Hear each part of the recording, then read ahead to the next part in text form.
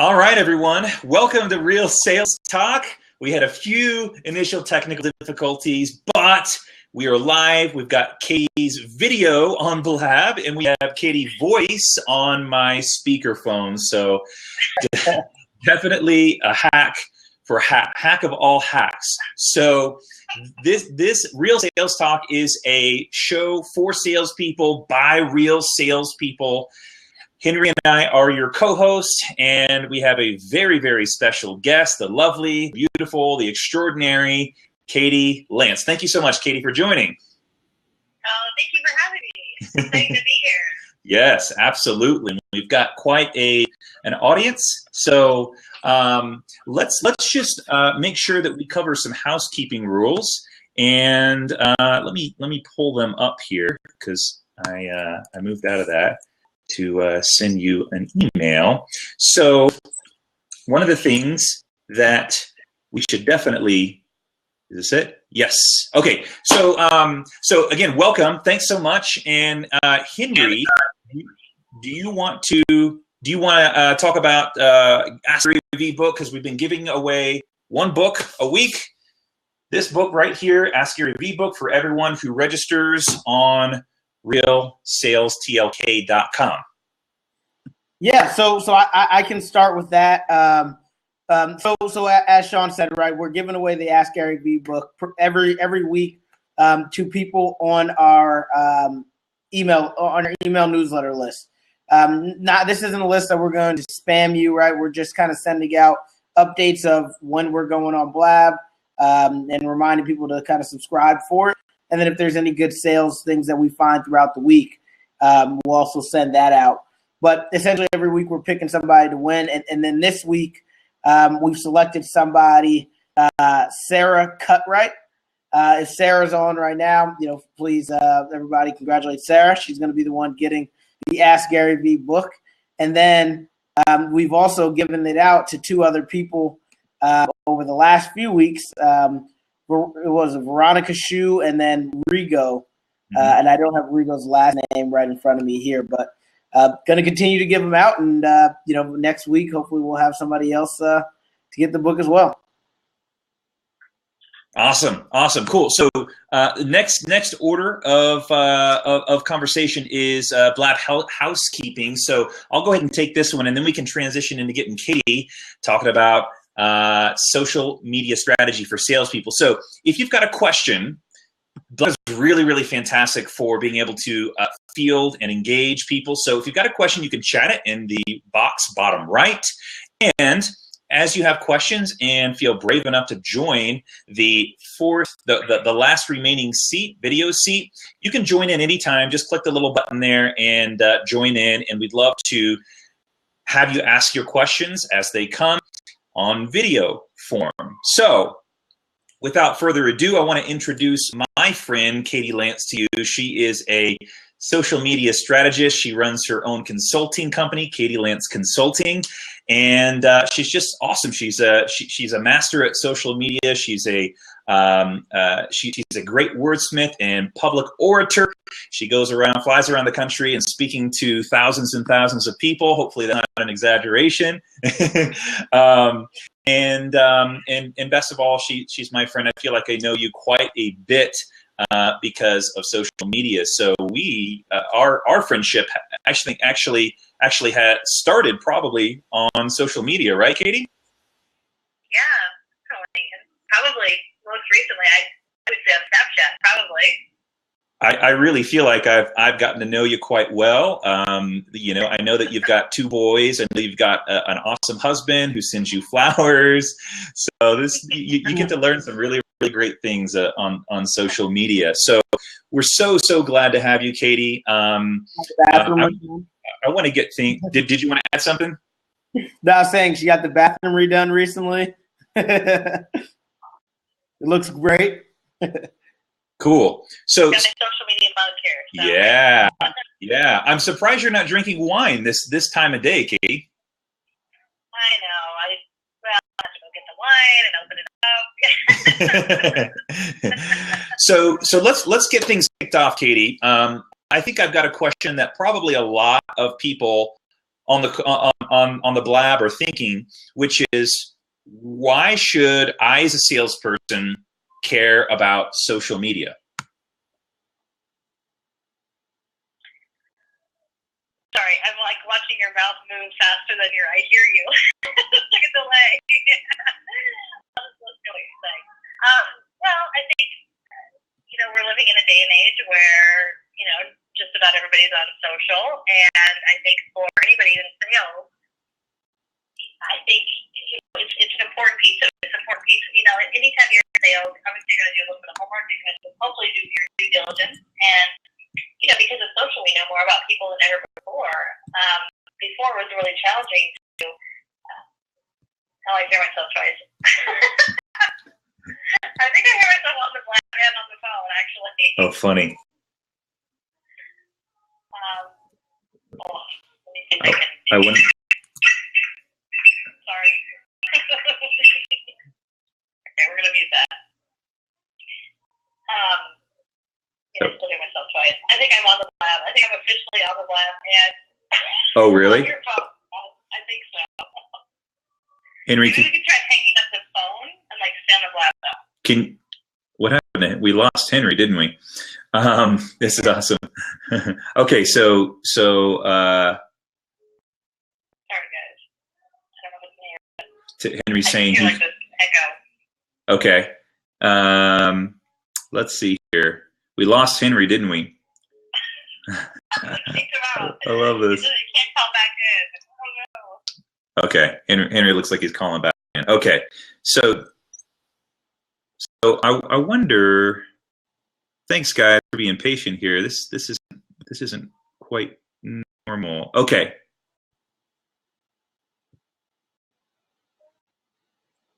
Okay, Henry, can you hear me? I'm good. Yeah. Katie, can you hear me? I don't think we can hear you. So you have you know what we could do? I think I've got the option here to mute the blab from you, Katie, and then if you want to try and call back in. Now we just lost Katie. This is awesome. Let's see. Let's see if we can get Katie back on the phone here. Well, they do call it Blab's beta, so yes. Okay. So let's try and hang on the phone. I don't know if you want to join by video or not. If everyone is comfortable with just listening in, let's just jam with this, and then we can make the best of it. Yeah, that's fine. Cool. So my question was, why is social media important to salespeople? Why should salespeople consider using social media, putting time into it, that sort of thing? Yeah.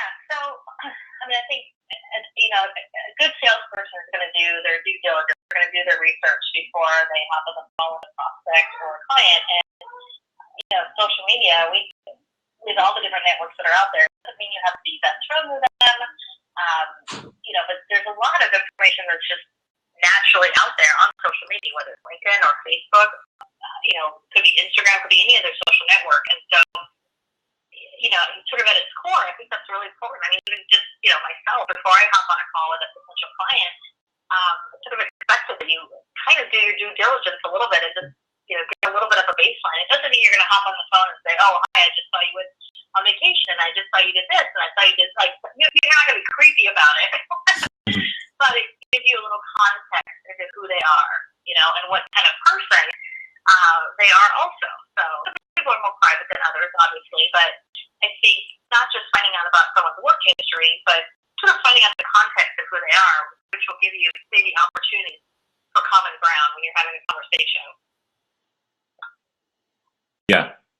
Yeah. So are you proposing that, maybe I can ask this as a question, and this probably is a good segue into, what you do best, which is social media strategy. But, how can a salesperson utilize social media effectively for their sales career or to meet their sales quota or to meet their personal sales goals, that sort of thing? Well, I think there's a couple things. I think the first thing to think about think, is a salesperson's own platform, like their own social media profiles, and even if they're inside sales or maybe they're outside sales or they work for someone or maybe they work for someone else. I think the first thing is to think about their own platform. So you're a salesperson, you want to best represent yourself, and so I think the first thing is to make sure that things are sort of cleaned up the way that we want them to be. And I know it's easy to say, well, my personal life is over here and my business life is over here, but that's not always the way it's perceived. So, I just would say, as a salesperson, what's some of the first steps? Just sort of clean up what do people see publicly if they're not friends with you? What do people see who are friends with you? And just make sure it's authentic, but you want it to be, something that's the best representation of who you are. So I think that's sort of the first layer. And then the second layer would be, in terms of getting to know your prospects and your potential clients better. I think LinkedIn is probably the easiest way to professional network. I think LinkedIn is a great place to start when you are going down that road of having a conversation with someone through email. You're not going to send them a Facebook friend request, right? But it's very natural at the end of the sales call to hop on LinkedIn, send them a connection request and say, Sean, I was great chatting with you today. We'd love to connect with you on LinkedIn. And so I think there's some opportunities to take that conversation forward, kind of in between the phone calls and the emails, things like that, connecting through social. And it actually kind of brings me to a thought there. In terms of your experience so far with LinkedIn, I think is a huge one in terms of social media for salespeople that I see a lot of people using. Are there any others that you're seeing, like salespeople engaging with, or like what do you think about like LinkedIn's blogging platform for salespeople and things of that nature? Or is it more just the connecting on LinkedIn and not kind of using it any further or using any of other platforms? Yeah, the way that I look at it is there's sort of this, you might call it a sales funnel, but there's kind of this process of when you first talk to someone and then subsequent conversations after that. And I feel like that there's different platforms you can connect with people on after you sort of have gone down this road, right? So after your first email or your first phone call, you probably would connect with them on LinkedIn. Well, after you've chatted with them for a few times, it depends on what it is you're selling, of course. There might be an opportunity to search to see if they're on Twitter. If they're on Twitter, it's perfectly acceptable to follow them on Twitter, put them into a private potential, prospect list on Twitter. Same thing with Instagram. That's all three of those platforms, even on Twitter and Instagram, kind of are on that fence of personal and business. So that next step, right, as you're kind of getting to know someone, and it's not necessarily creepy, it's not a weird thing, especially if you've gotten to know them, through various emails or maybe you've met them at an event or something. And Twitter specifically, I think, is really great for that because you can put people into a private list and then be really intentional of, a few times a week looking at that list, maybe retweeting them and engaging with them in a way that makes sense. Great. Well, you may have seen I brought Sandra on from Kauai. Welcome. I think you had some questions coming in regards to Facebook Live. So, Sandra, go ahead. Aloha, everyone. I just wanted to find out what Katie thinks of Facebook Live. We started doing quite a few of those as a marketing tool. What do you think? Yeah, I think Facebook Live is great. We're on the early stages of seeing what's going to happen there. Mark Zuckerberg has made it pretty clear that they've invested a huge amount of money and resources to making Facebook Live successful. I think they feel the heat probably with Periscope. But, it's the early stages show that when you're on Facebook Live, your organic reach during the time that you're live is huge. And I think it's only going to get bigger and bigger. So I think we're kind of in an opportunity right now where we saw video a year ago. When you did video on Facebook, you get a huge amount of engagement. You still get a lot of engagement, but and that's where I kind of see Facebook Live happening right now. I don't know if you guys are hearing a massive echo when I hear it. There's a little bit of feedback for me, and I didn't catch all of it. So basically, it's a good thing. Is that what you said? Okay, good. Definitely a good thing. I would definitely recommend it for sure. And what's another thing we should do immediately? My husband and I we're a team.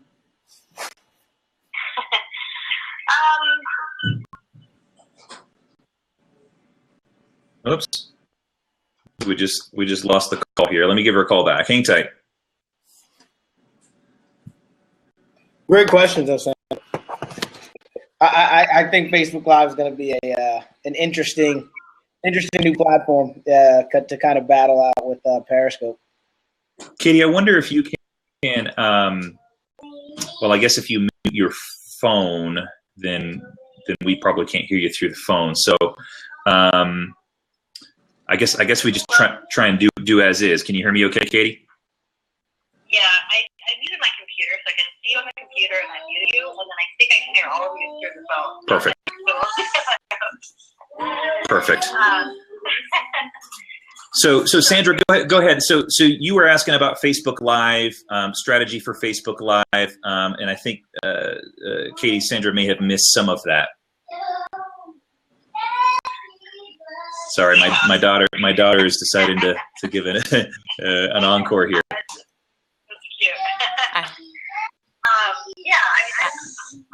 think with Facebook Live that, like I said, there's big opportunities right now. You know, if you jump on Facebook Live, it's kind of one of the early adopters in a lot of ways. And so I think it's an easy way to get, your message out in front of more people. I think it's just like anything else. You can't jump on any platform and just expect to sell something. So, should you get on Facebook Live and just sell, I probably wouldn't recommend that. I recommend more getting on there and providing value. If you're in Hawaii, bring the Kauai, what's the best, you get asked all the time about something in Kauai. Like, if you can come on to social media and bring salespeople and provide value, whether it's Facebook Live or Periscope. And I saw Nikki Beauchamp in here. Hey, Nikki. We can. So you said Facebook Live for a second, but. So should I try Periscope? I've not used that before. Yeah, I mean, here's my opinion. There's lots of platforms that are out there, and there's not necessarily a one-size-fits-all, right? So I would say try it out, see if you like it. If you like it, great. If you don't, that's okay too. Periscope, I love Periscope. I've been on it for about a year, and it's, I think it's a great community. But it really is like anything else. The more you are involved in the community, kind of like Snapchat, kind of like anything else, the more you're involved in the community, the more you give, the more you're going to get out of it. So I've definitely seen, we're starting to see agents and brokers are getting business from Periscope, but it's because they've been creating consistent content for, the last 6 to 8 months. I think the challenge with Periscope is that your content disappears in 24 hours. So it's a good thing, but it's also a challenging thing. The people who succeed the most at Periscope are typically on there pretty often, at least once a day, just to have that consistency. And of course, you can repurpose your content. You can take your video from your phone and upload it to YouTube and things like that. So there's kind of pros and cons. Obviously, try Facebook Live, try Periscope, see which one resonates with you. Well, thank you. Great. Does that help? I'm going to jump off here now and let somebody else get on. And thank you so much. And aloha to all of you. Come and visit us in Kauai. Thanks, Sandra. Aloha.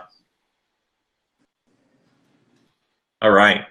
I think that's really great feedback. One of the questions that I saw coming from Nikki, which it sounds like Katie, who Nikki is, but she's asking, how do you make a decision on the best option and utilize platforms that where the content expires? Right. So the way I look at it is in terms of repurposing, there's a couple different things. So, like for example, on my blog, we publish a post usually once a week. So that post, a lot of times, will get repurposed into a Periscope, or it'll get repurposed into a Facebook Live post, where I might do a post about the 3 top social media things to look for in 2016. Like a blog post. People are going to read on my blog, people are going to read on Facebook. But then if I repurpose it 4 days later and do a Periscope about it or a Facebook Live about it, I would almost guarantee that probably 90% of those people have no idea that I actually already published something 4 days earlier. And I can see in my Periscope, by the way, for more information, here's the link, right, where I wrote a more in-depth article about it. And so that's kind of one way we've been repurposing, I would say, a lot of our Periscope. And then also vice versa, where I might do a Periscope about a specific topic. And even though it disappears in 24 hours, we can still, save it to your phone. You can still upload it to YouTube. You can then embed it into a blog post and then write a blog post a few days later about it. So I think there's certainly ways to kind of repurpose that. Same thing with Snapchat. Snapchat disappears in 24 hours. But if I give something that I feel like is a really helpful tip, I might repurpose that a few days later into a blog post. That might end up being an Instagram photo. I don't necessarily believe in taking a piece of content and blasting it everywhere. But if something is really kind of media, I feel like it has some legs to it, then I might sort of see how I can repurpose it later in the day, a couple days later. I think we think, oh gosh, we're going to bug everybody. Most people aren't following us on all 20 platforms. You usually have different audiences. But then again, not everybody's on every platform, and I don't think everybody needs to be on every single platform. I think as a salesperson, you need to pick and choose, take a couple that, number one, resonate with you, and then number two, where your clients are. If your clients aren't there, your potential clients, as much as fun as it is, then it might be a waste of time for you.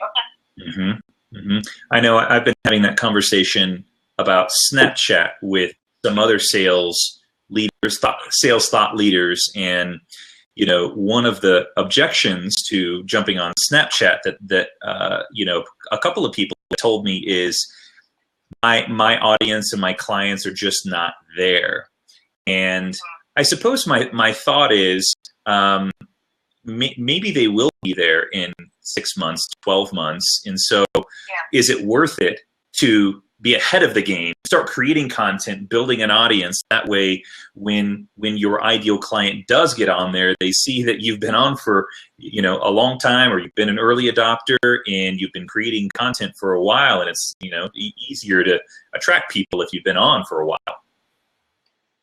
Yeah, I mean, you just never know. I mean, I think it's easy to say, oh, none of my clients are on X, Y, Z, whatever X, Y, Z is. And my thought is, we live in a small world, right? And so for most people in sales, it's a relationship business. And I know, Periscope is a great example. I've gotten a lot of sales from Periscope, and most of them have not necessarily been because of anything direct. It's more of, it's been a referral of a friend, of a connection, and things like that. And so, is that necessarily the biggest part of my business? No, absolutely not. But I think that's something to think about. And Snapchat, if you bring up Snapchat specifically, where I think there's a big opportunity with Snapchat for salespeople, and this is just my own opinion, so feel free to disagree, is you need to get to the place of really getting to know somebody, especially when they become a client and you're meeting with them face to face, kind of build this rapport. And,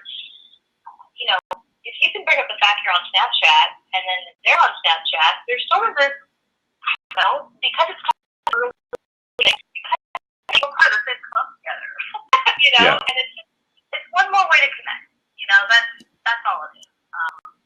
I've had conversations with people that are clients, and we're sitting down next to each other, like, wait, what's your Snapchat name? Okay, what's your Snapchat name? Oh, did you know you could do this? No, I haven't. And you're having this conversation back and forth. So, it's again, I think you look at things in the long term. I mean, for you, Sean, I think you're doing a great job. You're giving out tips. You're sharing, your own life, your personal things. And people know what you do. They know you're in sales.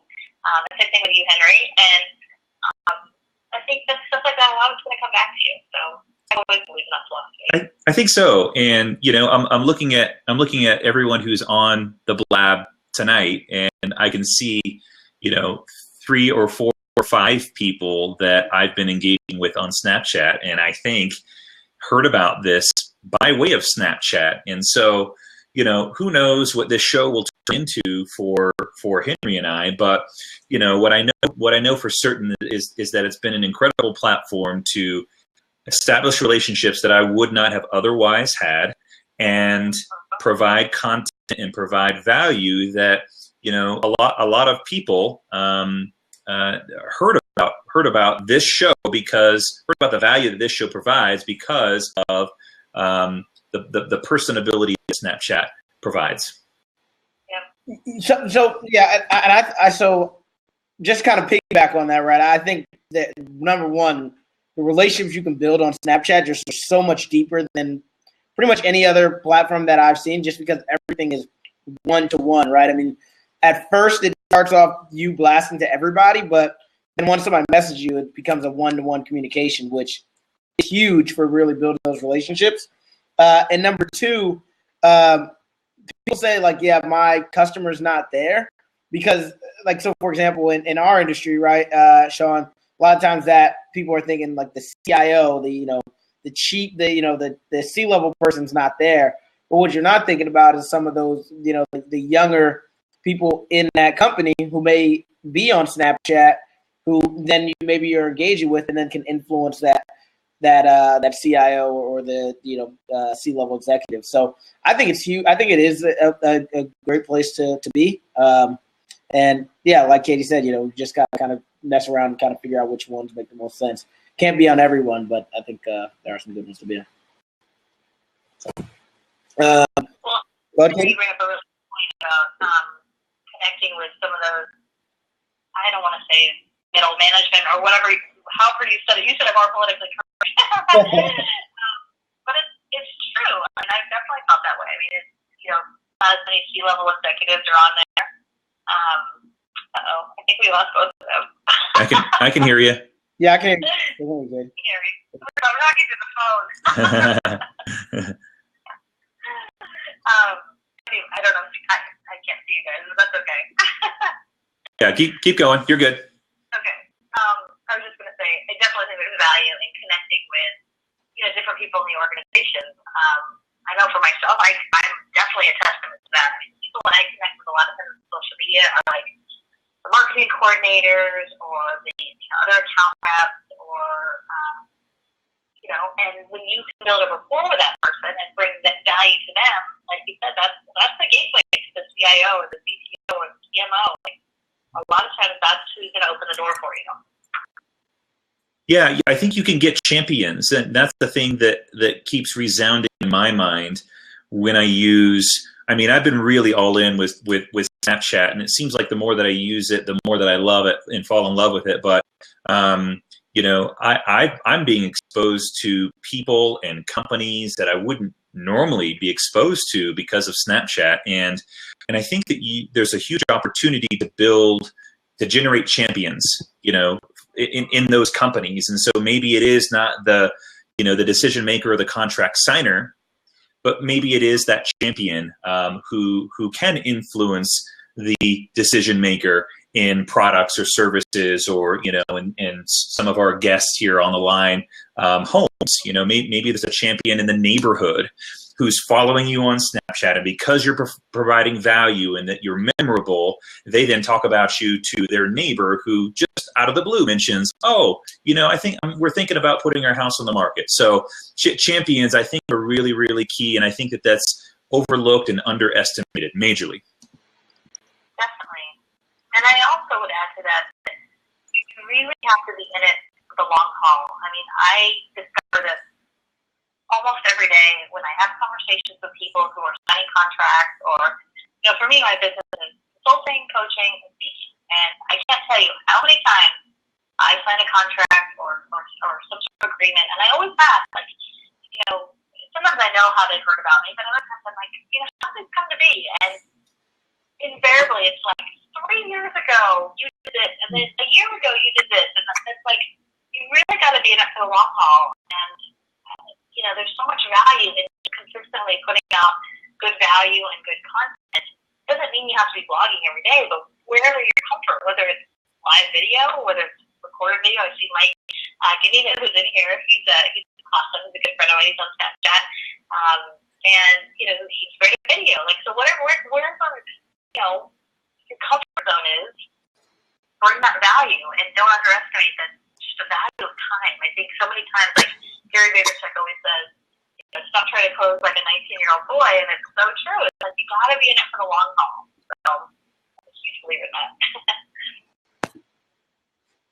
I love the analogy. I've used something similar, and in fact, I think I used this on the last Blab episode of Real Sales Talk. But it's like the 16-year-old guy going in for a French kiss on a first date, 2 minutes into the first date, it's like, whoa, this is too fast, too quick. Just slow your roll, buddy. So I think it's a really an interesting analogy, and the other analogy that comes to mind is just sowing the seeds. Some of the harvest you'll reap sooner. Some of the harvest you're going to reap later. It's going to take some time to cultivate and produce that harvest. So, my next question in regards to that topic is, I can just hear other salespeople. I'm just sitting in the sales seat. I'm thinking, okay, cool, I got it, Katie. I know that I should be patient. I know that I shouldn't be the 19-year-old boy. But I got a sales quota to meet, and I'm behind on my sales quota now. So who on Facebook can I ask for the sale? What would you say to that? How would you counter that? If so. Well, I think that's a good question, because as much as I believe in not closing too soon, I also believe in hustling your tail off, right? And I've always believed, my whole background before I started marketing was in sales, and which I think, if you're marketing, having a sales background before you get into marketing, I personally think is a must, because when you're in marketing, basically sales, you're selling, whatever it is that you're selling. So I've always believed it's a numbers game, right? That's a cliche. The more, back in the day, it's like the more you call, the more appointments you get, et cetera, et cetera. And, now it's the more you call, the more you email, the more you reach out to. So I guess that's sort of first and foremost is looking into your own connections and your own, sort of database of people and then people who are kind of on the fringe of your lives. In fact, there's been a lot of data about social media and the business that comes from social media. There was actually a report done from Facebook a few years ago that said the business that people are typically getting from social media aren't from your mom or your best friend. It's usually from the people that are on the fringes of your life, the people that you haven't talked to in a long time or whatever it might be. But because of social media, you're connected.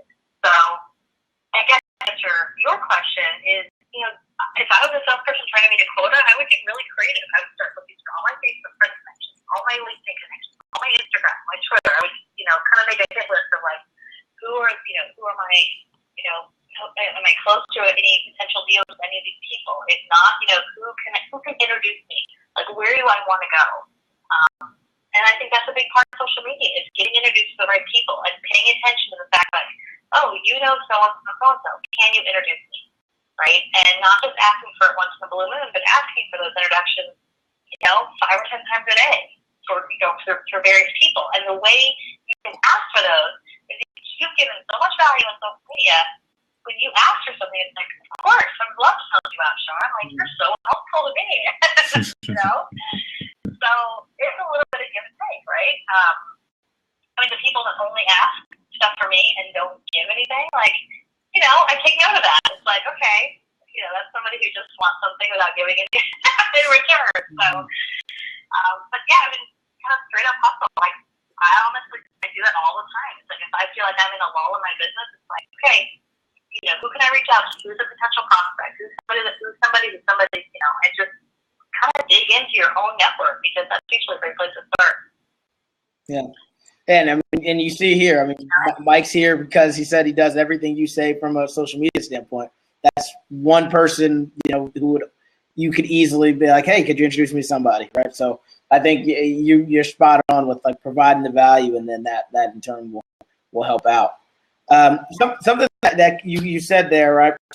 Starting in a sales background, then going to marketing really helps a lot. And I noticed via your LinkedIn, that's something that you did, right? You were doing the Cutco, then you went to Inman, and now you're doing the social media consulting. What are I don't know, maybe the number one takeaway that you got from sales going into like what you're doing now, or top three, or however you want to kind of phrase it. But what did you get from being in that sales to going into marketing, and what do you think other marketing people could kind of gain from being in the sales position? Yeah, it was hugely valuable. I worked for Cutco for 8 years, and for people who don't know, Cutco is in-home sales. It's kitchen cutlery, kitchen knives, and it's I would say if I can sell knives, successful at that, I could do anything. That's true. And I worked my way through college. I'm totally dating myself, but this is like really kind of before email and really before, we had email, but it certainly wasn't like it was today. And so, looking back at that whole experience, I was in sales and I went into management and helped run a couple offices for them after college. And, the skills they're kind of basic skills, but they're so important, like the value of building rapport. Every time you get on with somebody, it's not just, okay, hey, so this is what I'm calling, blah, blah, blah. It's taking us a couple minutes. Hey, how's it going? How was your weekend? Obviously coming from a place of authenticity. But I find a lot of times in marketing, a lot of marketing people, nothing against marketing people, I'm a marketing person. We're behind a computer all day, and so sometimes you sort of lose, human communication skills. And there's so much value in building rapport and not jumping the gun and spending a little bit of time getting to know somebody. I think that's a huge thing that I definitely take away. I think of that almost every single day. And the other big thing is to sell, when you're looking at features and benefits, there's a difference there between features and benefits. A feature of a house is, okay, it's got, a brand new kitchen, and the benefit is that, it's going to be easier for my husband and I to make dinner and have dinner with our family every single night. So remembering this whole concept around features and benefits, whatever it is you're selling. If you're selling yourself, maybe you're selling a physical product or a service. But typically, we don't buy an iPhone because, of just like the iPhone. We sort of buy it because of the coolness factor, or there's this whole, brand around an iPhone, or what it means to have an iPhone. And people who are iPhone geeks like myself get to sort of live and breathe that, So I think those are two of the biggest things. Now we're living in this digital age with social media and everything, where it's supposed to be easier, but I look at it as where are there opportunities to take those online connections and then turn them into offline. So, if I could turn an email into a phone call, I'll do that any day of the week. If I could turn a phone call into a face-to-face, I will do that any day of the week, right? Because there's nothing like that. But you can get to that place faster because of some of the information that we now have available to us online.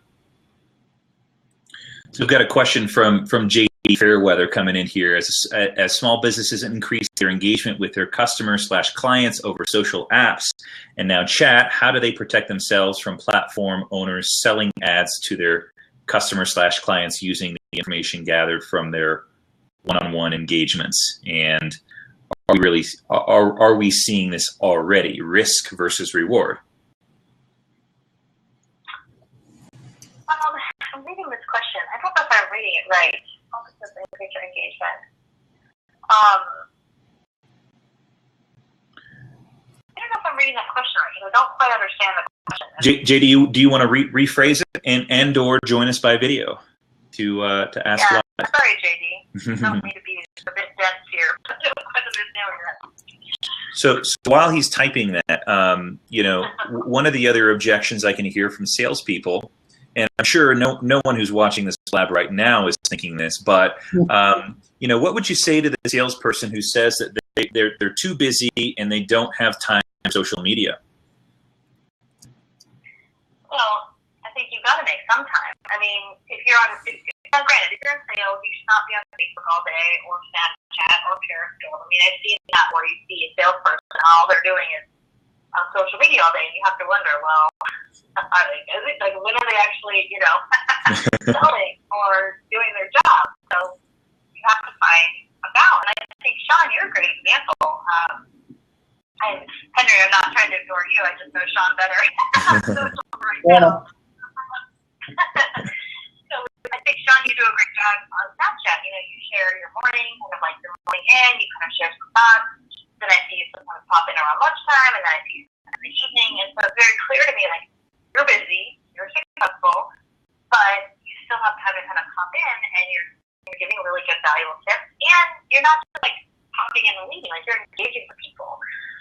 And so that's, I think, kind of the fine balance is, you've got to get a strategy together. Even for me, I'm in the business of social media, but I should not be on social media all day long. That would be ridiculous. I wouldn't get anything done. So it's getting a system of, and for me, I recommend or anyone in sales, a little bit in the morning, spend a few minutes in the morning, looking if you've got a client list on Twitter, or if you've got a client list on Facebook that you're connecting with, look at that, spend a couple minutes, look at your client list, what are they doing, kind of engage with them obviously in an authentic way, maybe spend a few minutes on LinkedIn, maybe spend a few minutes on Twitter, whatever your platform is of choice. Do a little bit in the morning, a little bit at lunch, a little bit in the evening. It doesn't have to keep it all parts of your day, but it's I think to ignore it completely, I just it's a risk. Now, are there salespeople who've been in sales 30, 40 years and they want nothing to do with social? Yeah, my dad's a great example. He just retired. He was an insurance salesperson for 30 years, and he built his entire business on everything besides digital and everything besides social, and that worked for him. He also is retired. I think if he was in business for the next 10 years, I'm pretty sure he would have to sort of reevaluate, his attitude around social and digital and stuff like that. So, yeah. I think that's great. It's a process. I think that's great. And, if I were to just, add my 2 cents in and just share a little bit about my personal strategy for social media. And Henry, I'd love for you to share yours as well. But, mine is to build relationships, provide value, and engage with people. I think if you do those 3 things, build relationships, provide value, and engage with people, you'll do very, very well. No matter what sales position you're in. And the other thing that you have to think about, especially for those, if you're on the line here and you haven't grown up in the internet age or are just now adopting social media, it's that you've got to be where the people are at. And, when I was at my last company, we had a beachfront in real estate. And so, I think the average real estate agent was, 54 years old, female. And so it's a little bit older demographic, maybe not as tech savvy. And so we were constantly having to remind people that the average age of the buyer for real estate is getting younger and younger and younger. And so at what point, do you think that you're going to start adopting some of this newer technology? And so, the point being that you have to be where the people are at. That's just simple and true. If they're at a cafe, be there. If they're at the ball game, be there. If they're on social media, you need to be there. Yeah, exactly. And not all your prospects are on social media. That's fine. It's just I love that. Just be where they're at, and I think having the right attitude. Just I hear this all the time. People are like, oh gosh, I have to be on Snapchat. Oh gosh, Facebook Live. Oh my gosh, Periscope. And my thought is just try it out. See if you like it. If you like it, you like it. If you don't, you don't. I think sometimes we're just so scared of a change, and it's natural. When you didn't grow up with something, it's not intuitive as it is for somebody else. I completely get that, but especially in sales, I think the benefits far outweigh the risk. So it's important. Henry, do you have any advice on social media strategy for salespeople? Yeah, so I don't have it kind of outlined into three top things in the way that you do, but really I just kind of think of it all as an ecosystem, and I kind of think of the way that I operate in sales. Everything's an ecosystem. Everybody can either be beneficial in a sale or to one another, right? So always thinking about how I can connect people or leverage my connections from one person to another. So I kind of just take that to social media as well.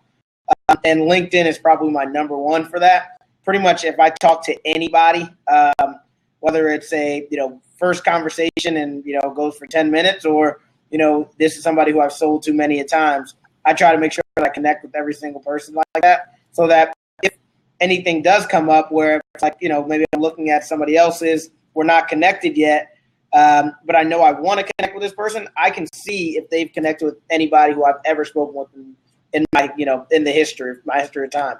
And then I can go to that person and say, hey, what do you know about this guy? I'm trying to meet. Can you connect me? And kind of going back to what Katie was saying earlier, leveraging some of your connections that you already have to get in contact with other people and helping that to grow your sales.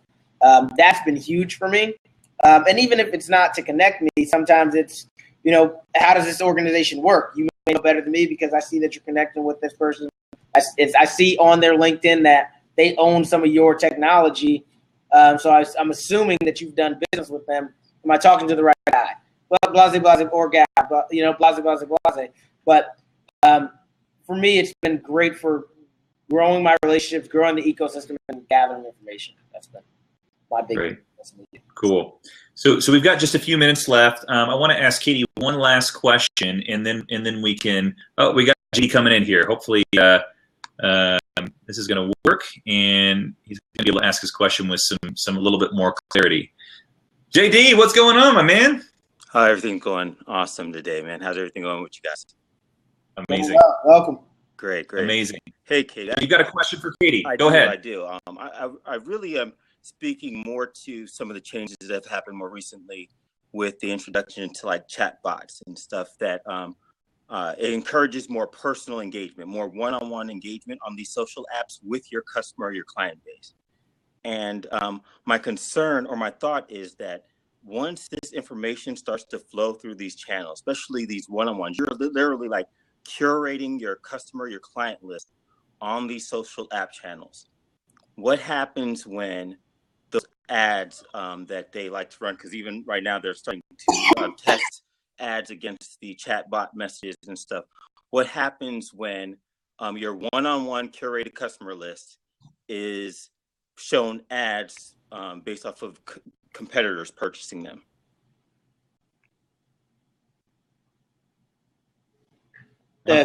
Katie, do you want? I haven't thought on that, but Katie, I'll let you kind of. Go ahead and add. We just lost the call, so I'm calling her back.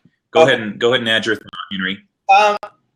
Well, my thought is that enjoy it while it lasts, right? I mean, if it's going to happen, it's going to happen one way or another. But you might as well get the sales that you can get out of it prior to, right? Don't miss the opportunity that's in front of us by trying to play defense on what could potentially come, right? It hasn't happened yet. It may never happen, but to worry about it now would just be missing out on such a big opportunity that's coming with these chats. Well, sometimes you see it happen. You see it happen on Twitter. Like if someone comes on Twitter and blasts an airline or even a product, their competitor might jump in and say, "Hey, well, try my product." But now we're talking more personable conversations. We're talking about they had a major issue. They're engaged deeply in that issue discussion, one-on-one with their customer at length. And now that information is running through some type of data machine, and then ads is sold against it. Most companies are able to like dig a trench around themselves with the money the resources they have to ensure that doesn't happen. So Coca-Cola will buy up all the ad space around their keywords to make sure that that doesn't happen. But with small business, how would they be able to entrench themselves from that happening? I agree with what Henry's saying, that really we have no choice in the matter. If you want to grow your business, you're going to have to start to take advantage of some of these channels. But there's got to be some things that we can do to make sure that we're just not giving away everything to some competitors, especially when your competitors, some of them can afford to toss a lot of ads at your clients, at your customers. Yeah. Katie, were you able to get most of that question? Yeah, you were kind of cutting out a little bit. But yeah, I mean, I think, I guess it goes back to, it's a small business owner. I think where you can probably compete with other larger businesses is in that sort of being able to pivot quickly and really provide great personal feedback and great personal service and content probably faster than a lot of kind of the bigger guys can. So I agree. I think it's kind of a risk that you take, but I guess the flip side of it is, you got to do the best that you can do, and unfortunately, there's some things you can't control either. So I don't know. I guess I just try to look at more of the bigger picture of trying to provide really good value, trying to really build connections, and that's especially if you're just an individual salesperson, it's kind of the best that you can do. And so JD, your concern was, when you're on free platforms, how do you mitigate the risk of those platform owners selling ads based on conversations that are had with either other people or chat boxes, right? Yeah. And that's something relatively new. Before, it's mainly an issue with Twitter, where on Twitter people would go to voice their frustration with the product. Now we're seeing more companies actually building platforms to encourage companies to engage with their customers, their clients directly through their platform, which opens up a lot of data. There's no, I haven't seen any yet, at least from what I've seen with Facebook's recent announcements at F8, where they're saying that they're protecting that data. They're making sure some of that data doesn't pour into the hands of your competitors.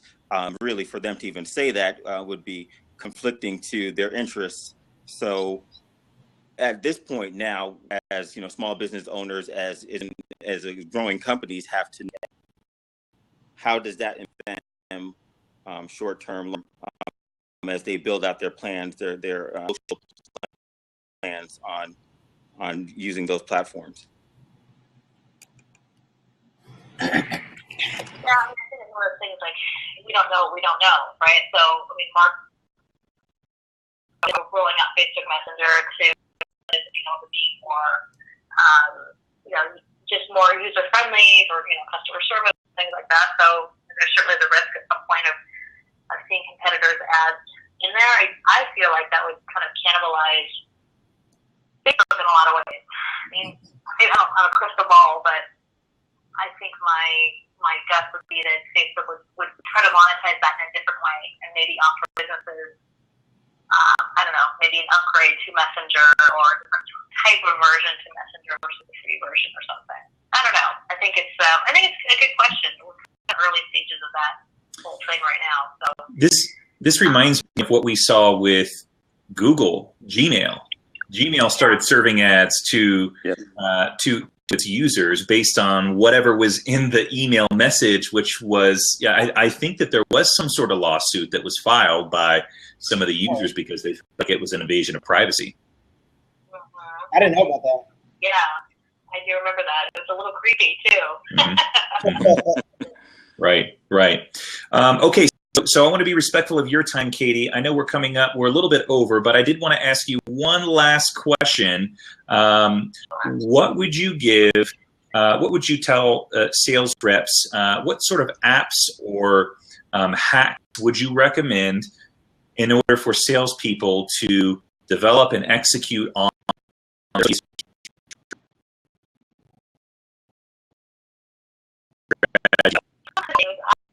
have a tool. A lot of you've heard of it, but charlieapp.com. I think that's a great tool. Just charlieapp.com. It's a free tool.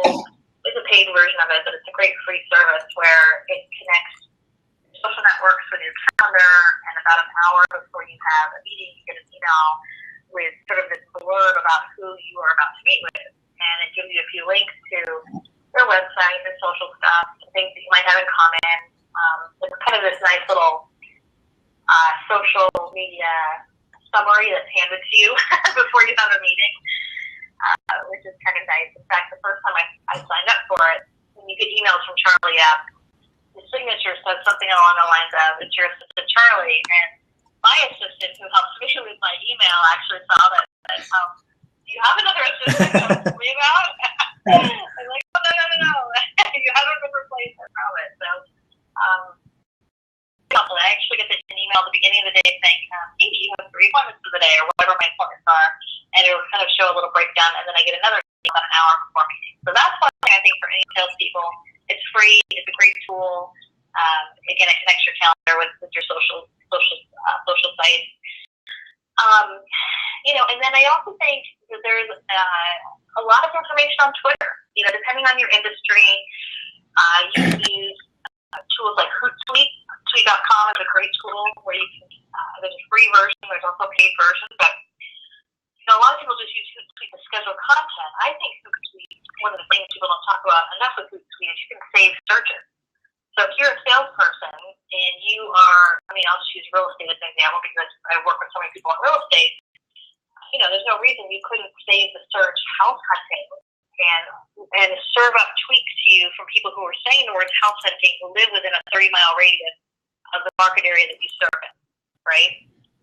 So there's an opportunity to kind of search, if you are in, technology sales or social media, or if you're in the wedding industry or whatever industry you're in, kind of searching through on Twitter different keywords that people might be talking about and saving those as searches. Those are potential opportunities, not to jump in and sell right away, but to jump in and provide value, and hopefully that turns into something at some point. And also I will say for sales, so many industries, regardless of your industry, there's events. And if you can't go to an event in person, following the hashtag on Twitter is a great way to kind of be a part of that conversation. I mean, I always say if you are in an industry and you're trying to target tech-savvy people, well, generally speaking, tech-savvy people who are at an event and they're tweeting, those are potentially really good prospects for you. So following events, following the hashtag, like I said, I like to do searches on Hootsuite, and I'll follow different people who might be tweeting at an event. And so, I think those are just a couple things. I love Hootsuite for some of those saved searches. You can also within Hootsuite schedule some of your content. You can schedule content to Twitter or LinkedIn. So those would probably be a couple things. I love some of the tips that Henry shared as far as LinkedIn goes. I would also add one other thing quickly with LinkedIn is that don't forget with LinkedIn that there's a publishing tool within LinkedIn which is completely free to anybody. You can publish content on your LinkedIn profile. And this I've seen really getting a lot of traction with people where they're creating content around their industry. It's not so much, hey, I've got this widget coming today. It's, what are 3 lessons in leadership I've learned, or the top 5 things I've learned in sales, or whatever it might be. Creating content on LinkedIn, all of your LinkedIn content get a notification when you publish something, and it, again, kind of creates some value around LinkedIn. So I guess those would probably be my 3 of my top 3. I could go on, but that I recommend. Those are great. And one of the things that I have implemented since I've heard you say this, which is a simple hack, but it's really powerful. It's scheduling it out, putting it in your calendar, and that way you've got the little pop-up reminder on your phone or your computer that says time to work on the blog post. So I really love that, and I think I got that idea from you. Thank you. Yeah, you got to put it in your calendar. I mean, I live and die on my calendar. If it's not on the calendar, it just doesn't happen. So you got to make it a priority. And once it kind of becomes a habit, then you just know, okay, this is what I'm doing every morning at this time or that time. But just put it in your schedule, and it makes a big difference. Absolutely. Henry, anything else to add before we conclude? No. Just thank you, Katie. I mean, this was awesome. Lot of great knowledge, given here. I'm going to check out Charlie app because I did not know about it prior to this, but it's definitely something that I do. I go check out all the social media of the person I'm going to talk to. So that'll really help kind of take one step out of my life and automate the process. So I really appreciate it. Katie, where can people find you? How can people get in touch with you if they want to? Really the best way is through my website. I'll just put it in the chat here. It's katilance.com. You can connect me on all my social channels from there. And I've got a great email newsletter they can sign up for if they're looking for more social media tips. But katilance.com, or just Google me. You'll see me all over the social web. Great. And if there's a business or a business owner that's listening to this blab, are you open to taking new clients? Yeah, absolutely. We're working with clients, large and small, as well as training or coaching. So if you have a sales force or a team that's looking for training or coaching, or if they're looking for some corporate consulting on a company level, we're doing that as well. Awesome. Cool. Well, Katie, I echo Henry in our appreciation for you coming on the show and dropping some knowledge about social media strategy for salespeople. So appreciative to have you on. Thanks for making some time, and thank you to your kids and your husband for giving us an hour of your evening. It's my pleasure. I'm sorry for the technical difficulties, but we made it work. And thank you guys for having me on. I appreciate it. Absolutely. Thanks so much. Talk to you soon. Thanks, Katie. Cool. Thanks everyone for joining. And I forgot to mention, we will see you next week. We have the next guest that we have is Matt Koenig, and he runs his own sales and marketing business for the auto industry. And he's going to be talking about, let's see, what was the topic that we landed on here? I could be wrong. Yeah, leadership. It was, does your leadership suck? I think is what it was. What his title was. Yes, does your leadership suck? So join us. We're going to be talking about leadership. We're going to be talking about sales and how they fit together. So same bat time, same bat channel. We'll see you next Tuesday, 9 p.m. Eastern for Real Sales Talk. Thanks, everyone. Thanks, everybody.